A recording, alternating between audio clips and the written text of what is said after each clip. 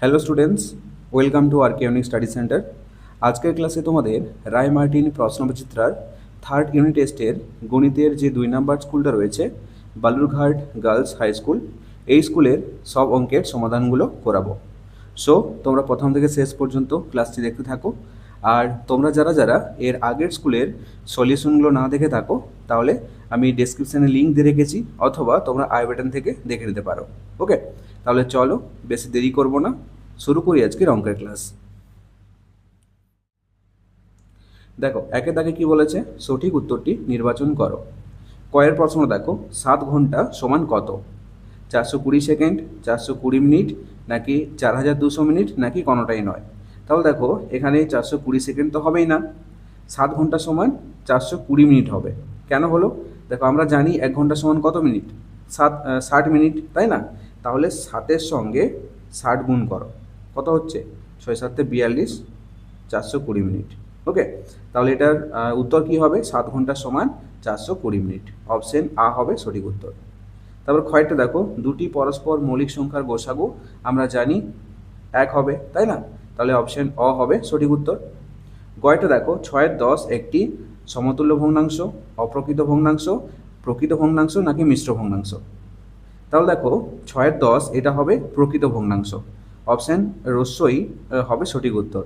তাহলে দেখো সমতুল্য ভগ্নাংশ, অপ্রকৃত ভগ্নাংশ, প্রকৃত ভগ্নাংশ এবং মিশ্র ভগ্নাংশের একটু কিছু ধারণা তোমাদেরকে দিয়ে দিই।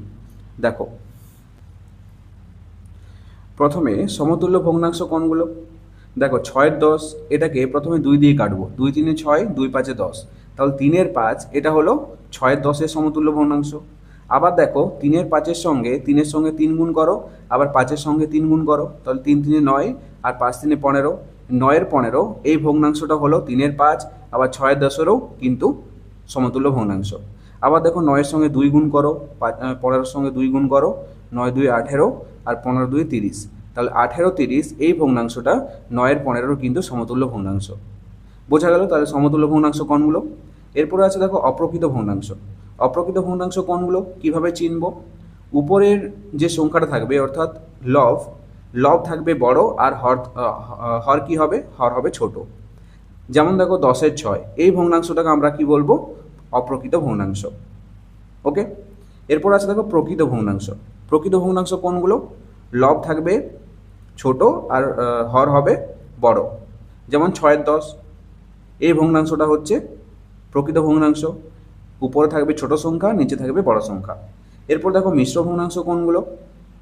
মিশ্র ভগ্নাংশ হচ্ছে দেখো 10-6, 10-6 এই ভগ্নাংশটাকে ভাগ করে আমরা ভাগফল পেলাম কত? 1, ভাগশেষ কত পেলাম? 4, আর ভাজক কত পেলাম?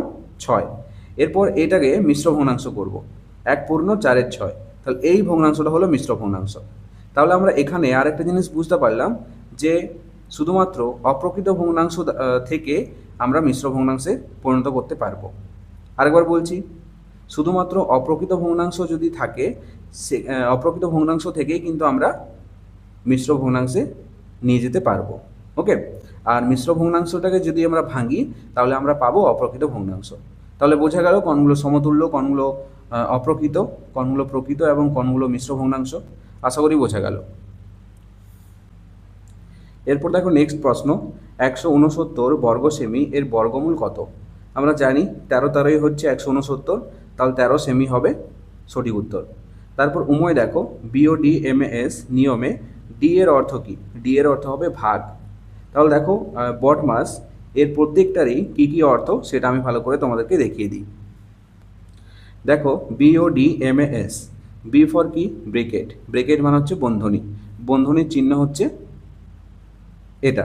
এটা হচ্ছে প্রথম বন্ধনী, এটা হচ্ছে দ্বিতীয় বন্ধনী, আর এটা হচ্ছে তৃতীয় বন্ধনী। আশা করি বোঝা গেল। তারপর দেখো ও, ও ফর অফ। অফ মানে হচ্ছে এর, এর চিহ্ন কি? গুণ, এর মানেই গুণ। তারপর আছে ডি ফর ডিভিশন। ডিভিশন মানে হচ্ছে ভাগ, ভাগের চিহ্ন হচ্ছে এটা। তারপর আছে মাল্টিপ্লিকেশন। মাল্টিপ্লিকেশন মানে হচ্ছে গুণ, গুণ করতে হবে। তারপর এ ফর হচ্ছে অ্যাডিশন। অ্যাডিশন মানে হচ্ছে যোগ। আর এস ফর হচ্ছে সাবস্ট্রাকশন মানে হচ্ছে বিয়োগ। বোঝা গেল। এরপর চয়টা দেখো, 19 টাকা 100 পয়সা সমান কত টাকা? এখানে দেখো আমরা জানি 100 পয়সা সমান 1 টাকা, তাহলে 19 টাকা প্লাস 1 টাকা, তাহলে কত হচ্ছে 20 টাকা। তাহলে অপশন রস্যই হবে সঠিক উত্তর। তারপর 6 দেখো সমকোণী চৌপলের অপর নাম, সমকোণী চৌপলের অপর নাম কি আয়তঘন।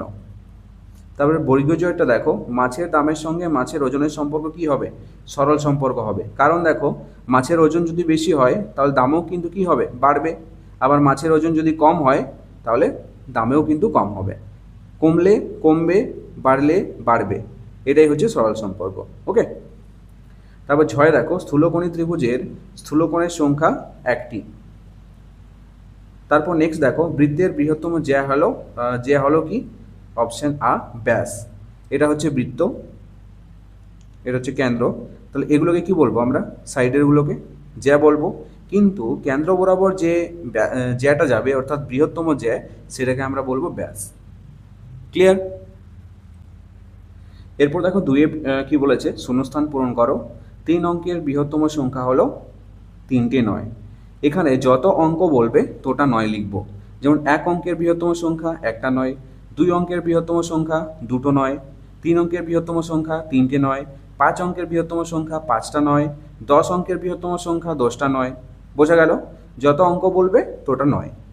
ক্ষয়টা দেখো দুটি সংখ্যার লসাগু গুণ গোসাগু সমান, আমরা জানি সংখ্যা দুটির গুণফল। তারপর উময়টা দেখো 36-এর 81 এর লঘিষ্ঠ আকার হলো, এখানে দেখো 9 দিয়ে কাটো, 9 4 36 আর 9 9 81, আর যাবে কি কাটা আর যাবে না, তাহলে 4-এর 9 এর লঘিষ্ঠ আকার হলো। ঠিক আছে। তারপর ঘয়টা দেখো আয়তকার জমির দৈর্ঘ্য যোগ প্রস্থ সমান কি বেরোবে অর্ধ পরিসীমা বেরোবে, তাহলে এটা হবে অর্ধ পরিসীমা। তারপর নেক্সট দেখো 101 ভাগ ড্যাশ সমান 10.1।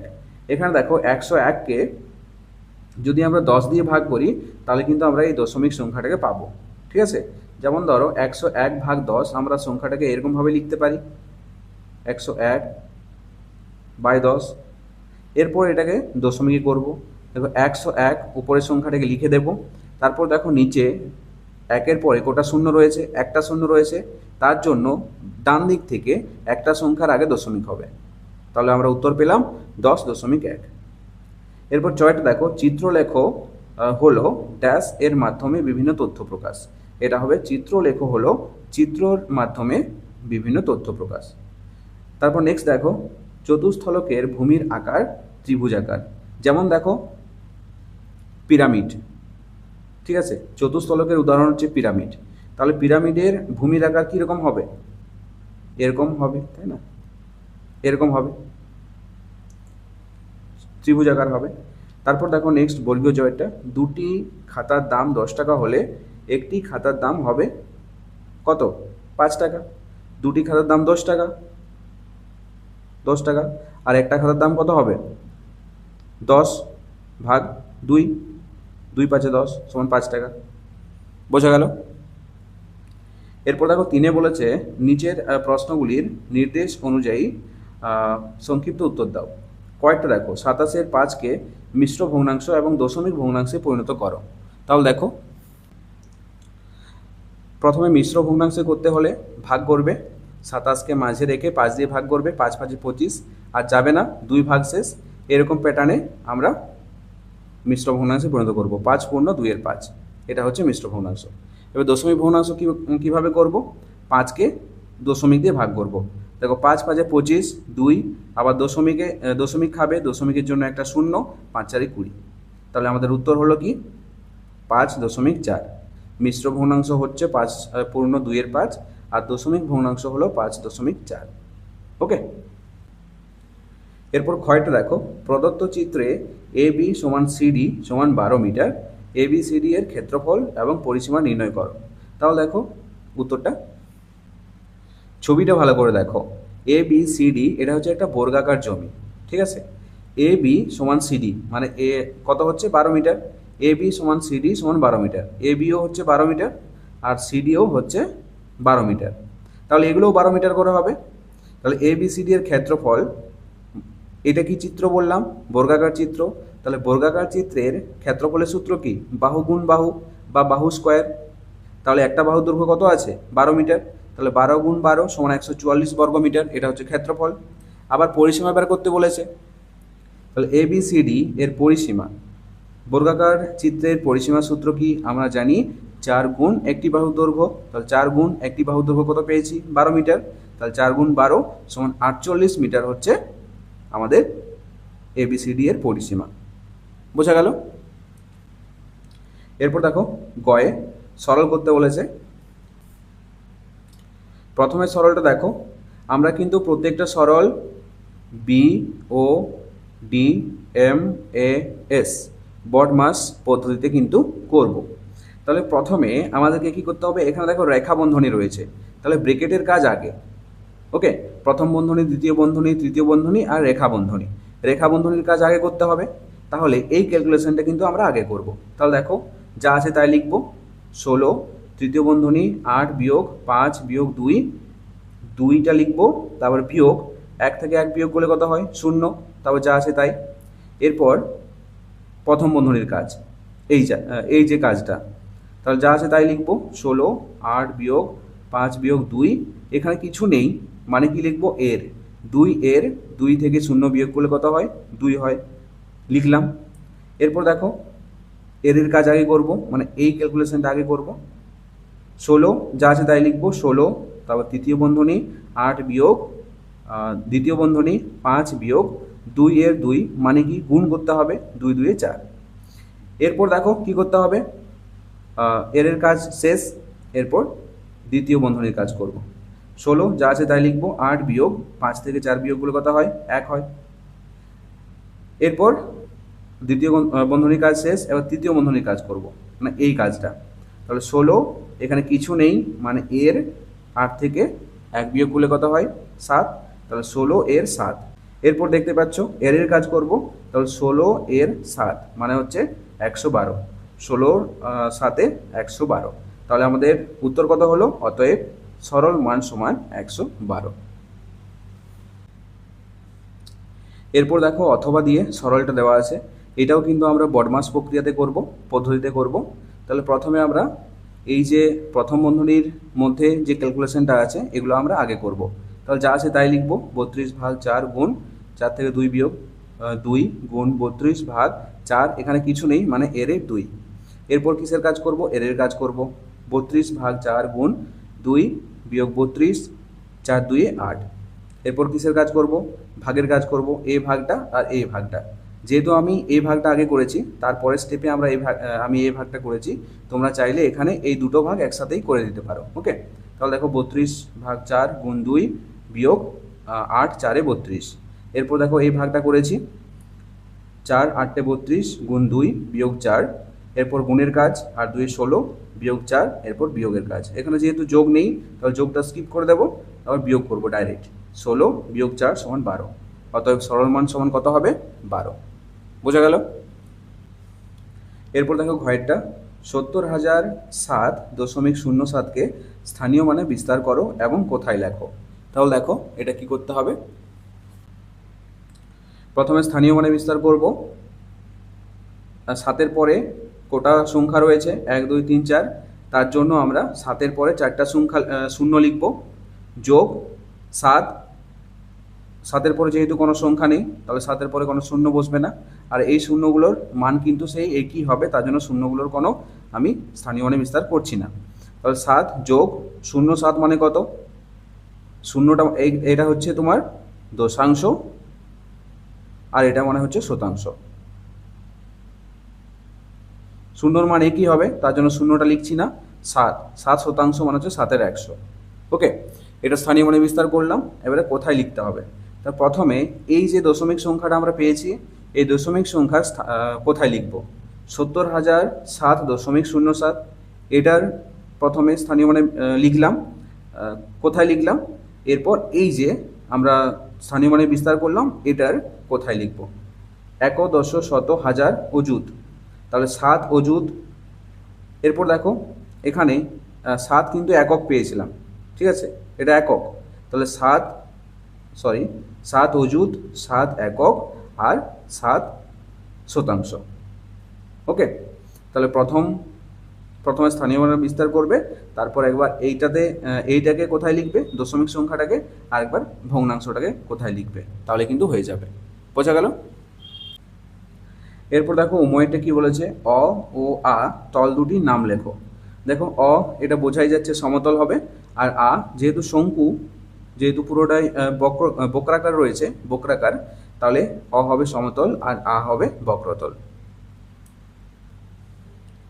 এরপর চয়ের প্রশ্ন দেখো, 12 প্যাকেট বিস্কুটের দাম 72 টাকা, 18 প্যাকেট বিস্কুটের দাম কত হবে, তা গণিতের ভাষায় প্রকাশ করো। সমাধানের প্রয়োজন নেই, মানে শুধুমাত্র অঙ্কটাকে সাজাবে, সমাধান করার দরকার নেই। উত্তরটা লিখবে, গণিতের ভাষায় প্রকাশ করে পাই 72 ভাগ 12, এটাকে প্রথম বন্ধনীর মধ্যে রাখবে, গুণ 18। ওখানে যেহেতু প্রশ্নে যেহেতু বলেছে যে সমাধান করার দরকার নেই, সেক্ষেত্রে তোমরা সমাধান করবে না। ওকে। এরপর দেখো 4-এ বলেছে সমাধান করো। কয়ের প্রশ্ন দেখো, সমান পরিসীমা বিশিষ্ট একটি আয়তকার এবং একটি বর্গাকার জমি আছে। আয়তকার জমির দৈর্ঘ্য 40 মিটার ও প্রস্থ 20 মিটার। প্রতি মিটার বেড়ার জন্য 7 টাকা খরচ হলে বর্গাকার জমিটির চারপাশে বেড়া দিতে কত খরচ হবে? তাহলে দেখো সমাধানটা।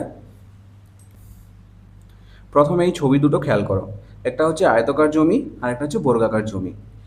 আয়তকার জমির যেটা পরিসীমা হবে, সেই পরিসীমাটা কিন্তু বর্গাকার চিত্রেরও একই পরিসীমা হবে। ওকে, তাহলে প্রথমে দেখো আয়তকার জমির দৈর্ঘ্য দেওয়া আছে 40 মিটার, প্রস্থ দেওয়া আছে 20 মিটার। তাহলে প্রথমে আমরা আয়তকার জমির যদি আমরা পরিসীমা বের করাই, তাহলে কিন্তু আমরা বর্গাকার জমিটারও কিন্তু পরিসীমা পেয়ে যাব। ওকে, তাহলে দেখো এটা আগে সমাধান করি। প্রথমে এই জমিটার পরিসীমা বের করব। আয়তকার জমির দৈর্ঘ্য দেওয়া আছে কত, 40 মিটার, প্রস্থ দেওয়া আছে 20 মিটার। তাহলে পরিসীমার সূত্র কি, 2 গুণ দৈর্ঘ্যযুক্ত প্রস্থ, 2 গুণ 40 যোগ 20 সমান হচ্ছে 2 গুণ 40 যোগ 20 হচ্ছে 60। তাহলে 60 2-এ হচ্ছে 120 মিটার। তাহলে 120 মিটার পরিসীমা পেলাম আয়তকার জমির। অঙ্কতে যেহেতু বলেছে যে আয়তকার জমির পরিসীমা আর বর্গাকার জমির পরিসীমা কিন্তু সমান, তাহলে এটার যদি পরিসীমা 120 মিটার হয়, তাহলে বর্গাকার জমির পরিসীমাও কিন্তু আমাদের কত হবে, 120 মিটার, তাই না? আমাদের প্রশ্নে বলেছে যে বর্গাকার জমির চারপাশে বেড়া দিতে কত খরচ হবে। তাহলে দেখো বর্গাকার জমির পরিসীমা সমান 120 মিটার পেয়ে গেছি। পরিসীমা মানে হচ্ছে এই বেড়া পুরো চারপাশটা। তাহলে প্রতি মিটার বেড়া দিতে খরচা হয় কত, 7 টাকা।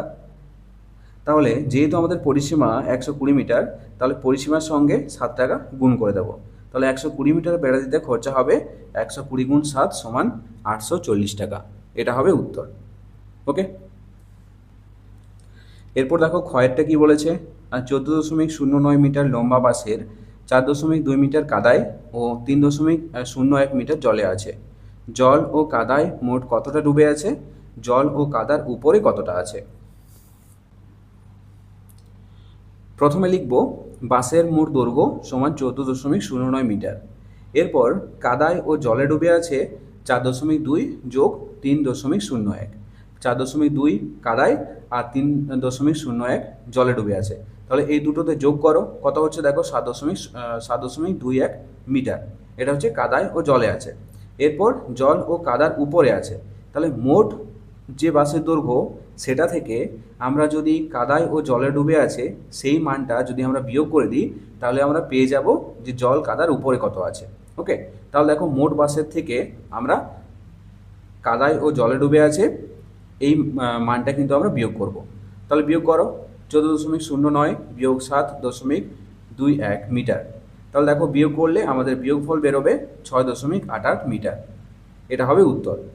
তাহলে আমরা অতএব দিয়ে লিখব যে অতএব জল ও কাদার উপরে আছে সমান 6.88 মিটার। এরপর দেখো নেক্সট, বিনা নিজের সাইকেলে চেপে রোজ স্কুলে যায়। বাড়ি থেকে স্কুলের দূরত্ব 15 কিমি। প্রতিদিন বিনা সাইকেলে করে 4 ঘন্টায় 60 কিমি যায়। ওই গতিবেগে বিনার স্কুলে যেতে কতক্ষণ লাগে? বিনার স্কুল 11টায় শুরু, সে কখন বাড়ি থেকে রওনা দেবে? আমাদের যেহেতু প্রশ্নে কত সময় লাগবে চেয়েছে, তার জন্য সময়টা আমরা ডান দিকে লিখব। তাহলে প্রথমে বাঁ দিকে লিখব দূরত্ব আর ডান দিকে লিখব সময়। তাহলে 60 কিমি দূরত্ব যায় 4 ঘন্টাতে। আর 15 কিমি যাবে কত ঘন্টায়। তাহলে এই দুটো সম্পর্ক কি? সরল সম্পর্ক। দূরত্ব বাড়লে সময়ও বাড়বে, দূরত্ব কমলে সময় কমবে। তাহলে দূরত্ব ও সময় হলো সরল সম্পর্ক। এরপর দেখো সমাধান করব। 60 কিমি যেতে সময় লাগে 4 ঘন্টা। এরপর একের সাথে তুলনা করব। 1 কিমি যেতে সময় লাগবে কত? নিশ্চয়ই কম লাগবে। কম হলে কি হবে? ভাগ করতে হবে। তাহলে 4/60। এরপর 15 কিমি যেতে সময় লাগবে। 1 কিমি যেতে যত সময় লাগছিল, 15 কিমি যেতে তত বেশি সময় লাগবে, অনেক বেশি সময় লাগবে। তাহলে বেশি সময় লাগলে কি হবে? উপরে গুণ করতে হবে। তাহলে 4 × 15 নিচে যা আছে তাই লিখবো 60। এরপর দেখো কাটাকাটি করব।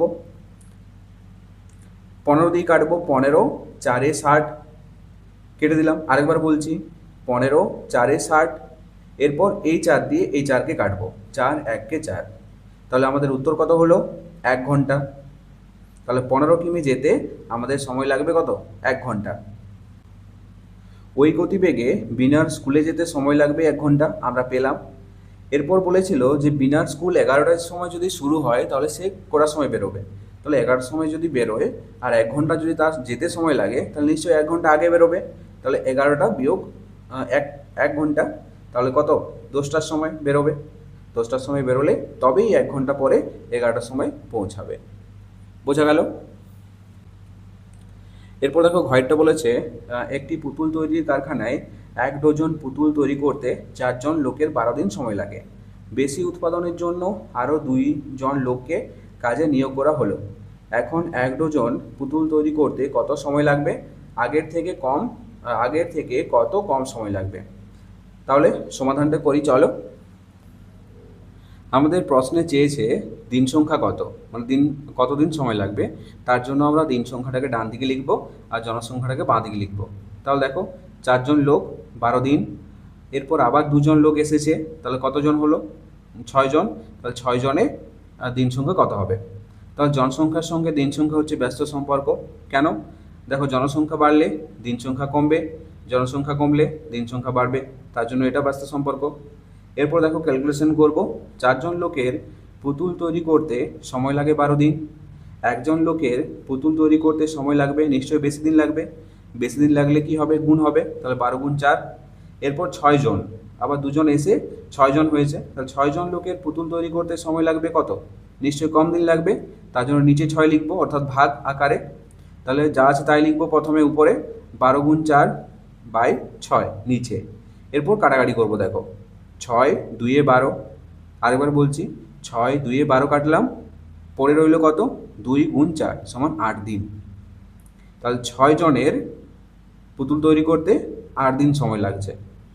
এরপর বলেছে যে কত কম দিন সময় লাগবে। তাহলে 4 জন লোকের পুতুল তৈরি করতে 12 দিন লাগছিল প্রথমে। এরপর আবার 2 জন এসে 6 জন হয়েছে, তাহলে 6 জনের কত দিন লাগছে? 8 দিন লাগছে। তাহলে কতদিন কম লাগছে? প্রথমে লাগছিল 12 দিন, এখন লাগছে 8 দিন, তাহলে সমান 4 দিন কম সময় লাগছে। এটা তোমরা উত্তর লিখবে। বোঝা গেল? এরপর 5 দাগেরটা কি বলেছে দেখো, তোমাদের বিদ্যালয়ে বৃক্ষরোপণ সপ্তাহ পালন করা হয়েছিল। প্রথম 5 দিনে কতগুলো বৃক্ষরোপণ হয়েছিল তার চিত্র লেখো, নিচে দেওয়া হলো। এখানে দেখো বার দেওয়া আছে, সোম মঙ্গল বুধ বৃহস্পতি শুক্র। এখানে রোপণ করা বৃক্ষের সংখ্যা, মানে সোমবারে কতগুলো রোপণ করা হয়েছে, বুধবারে বৃহস্পতিবারে কতগুলো রোপণ করা হয়েছে এদিকে দেওয়া আছে। এখানে বলা আছে একটা ডট মানে হচ্ছে 6টি গাছ, ঠিক আছে। তাহলে এখানে দেখো কটা ডট রয়েছে, 1 2 3 4 5 6, ছোটা ডট ইন্টু 6টি মানে 36টি। এখানে 5টা ডট মানে হচ্ছে 30টি গাছ, 4টা ডট মানে 24টি গাছ, 3টে ডট মানে হচ্ছে 18টি, আর ছোটা ডট মানে হচ্ছে 36টি। এটা আমরা লিখলাম বোঝার জন্য। এরপর প্রশ্নগুলো বলেছে দেখো, কবে সবচেয়ে বেশি গাছ লাগানো হয়েছিল। দেখো সোমবারে 36টি আর শুক্রবারে 36টি। তাহলে এই দুটো দিন আমাদের বেশি গাছ লাগানো হয়েছিল, তাহলে সোমবার আর শুক্রবার হবে উত্তর। ক্ষয়টা দেখো, বুধবারের তুলনায় বৃহস্পতিবারে কতগুলি কম গাছ লাগানো হয়েছিল। বুধবারের তুলনায় বুধবারে কতগুলি লাগানো হয়েছে? 24টি, আর বৃহস্পতিবারে 18টি। তাহলে কটা কম লাগানো হয়েছে? বিয়োগ করে দেবে, 24 - 18 = 6টি কম। এরপর গয়টা দেখো, মঙ্গলবার ও শুক্রবার মোট কতগুলি গাছ লাগানো হয়েছিল, যোগ করে দেবে। মঙ্গলবারে হচ্ছে 30টি আর শুক্রবারে হচ্ছে 36টি, সমান হচ্ছে 66টি লাগানো হয়েছিল। বোঝা গেল? এরপর দেখো 6 বলেছে নিচের প্রশ্নগুলি যথাযথ উত্তর দাও। কোন ভেদে সমবাহু ত্রিভুজের অন্য নাম কি এবং কেন? চিত্রসহ সংজ্ঞা লেখো। সমকোণী আর সমকোণী সমদ্বিবাহু ত্রিভুজ। তাহলে দেখো উত্তরগুলো। কোন ভেদে সমবাহু ত্রিভুজের অন্য নাম হলো সূক্ষ্মকোণী ত্রিভুজ। কারণ কি? কারণ হলো এর প্রতিটি কোণ 60 ডিগ্রি, মানে সূক্ষ্মকোণ, তার জন্য এর নাম হয়েছে কি সূক্ষ্মকোণী ত্রিভুজ। এরপর বলেছে সমকোণী সমদ্বিবাহু ত্রিভুজ কাকে বলে আর চিত্রসহ লেখো। যে সমকোণী ত্রিভুজের সমকোণ সংলগ্ন বাহু দুটির দৈর্ঘ্য পরস্পর সমান, সেই সমকোণী ত্রিভুজকে সমকোণী সমদ্বিবাহু ত্রিভুজ বলে। এটা হচ্ছে দেখো একটা সমকোণী সমদ্বিবাহু ত্রিভুজ।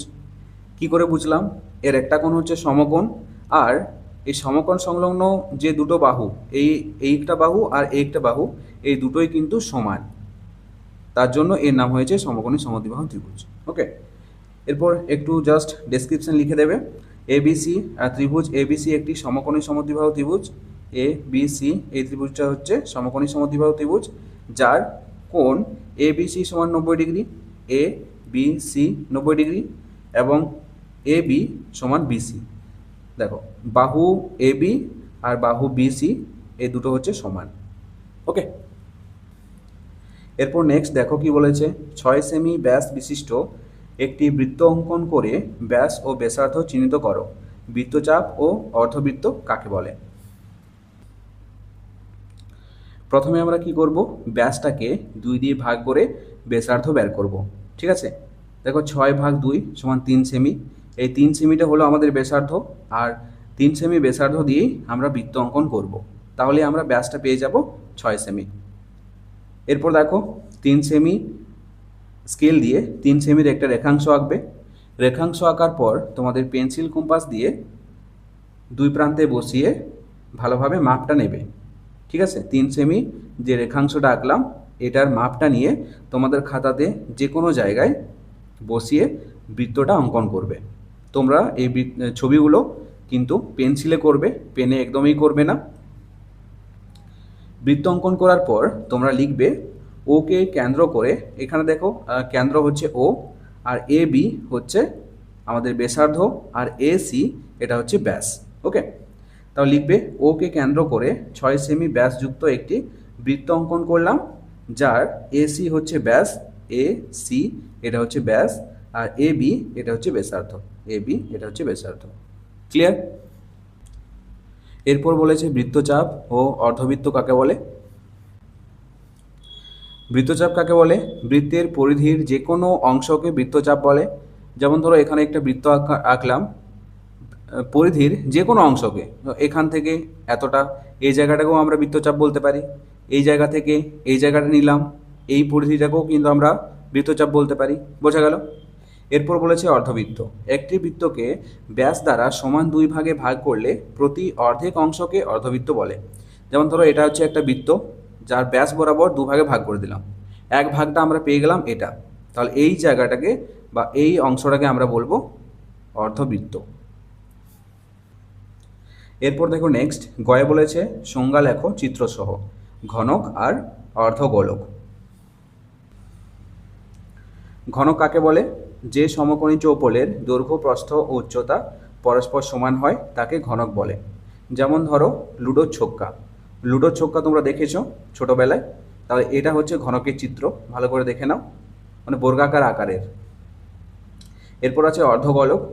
একটি সম্পূর্ণ গোলককে ব্যাস বরাবর মাঝখান থেকে সমান 2 ভাগে ভাগ করলে প্রতিটি অংশকে অর্ধগোলক বলে। ওকে, যেমন ধরো একটা লোহার বল, সলিড লোহার বলকে যদি কাটি মাঝ বরাবর, তাহলে এরকম একটা খণ্ড পাই, তাই না? তাহলে এই যে ছবিটা, এটা হচ্ছে অর্ধগোলকের একটা ছবি। ঠিক আছে, সো এই ছিল আজকের ক্লাসটি কেমন লাগলো অবশ্যই কমেন্ট করে জানাও, আর যদি ভালো লেগে থাকে তাহলে অবশ্যই একটি লাইক করে দিও। আর ছোট্ট বন্ধুরা, তোমরা যদি আমার চ্যানেলে নতুন হয়ে থাকো তাহলে অবশ্যই সাবস্ক্রাইব করে পাশে থাকা বেল আইকনটি প্রেস করে রাখো। চলো দেখা হচ্ছে নেক্সট কোনো ক্লাসে, ততক্ষণ পর্যন্ত বাই বাই, টেক কেয়ার।